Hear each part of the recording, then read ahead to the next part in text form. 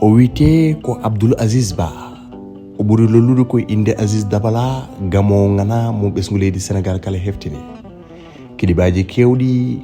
omo soynatno hen hay mogoji omo yetno hen ko on gorko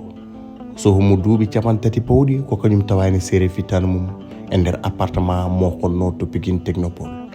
kono o wona goto omo wonde baaƴi ko walla miñi ko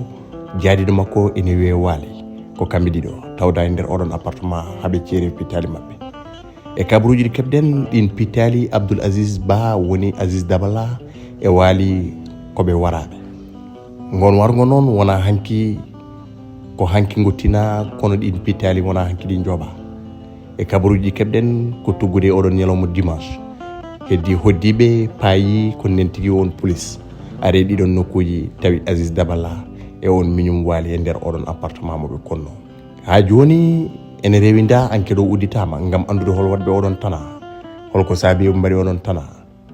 beele ɓeɗon mbawa fawede juuɗe justice o wawa waɗinede on gamo nalanke mo leydi Sénégal heftini e ko ɓuuri hen tentide Aziz Dabala seere fittano mum tuggude ñalawma dimanche e nder Pikine Technopole oɗon appartement 2e étage ɗoɓe konno kanko on miñi ko waali kiɗiɓaji kewɗi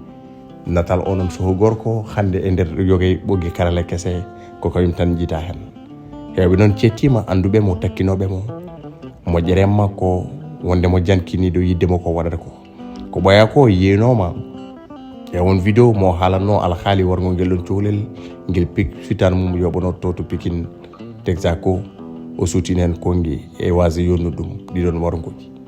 Aziz Dabala ko kañum hande e rewelgol ɗon lawol fittano mum yoɓama eɗen ndewniɗen gueɗe ko wawi hen arde kabaru foof ma en gartinani bandiraɓe gam ɓeydade laɓɓinde ɗum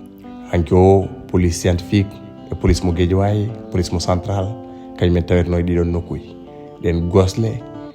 nene jagga gam enquête aji andude holto oɗo tana ummi hol waɗɓe ɗum Aziz Dabala nattiɗo e Dakar.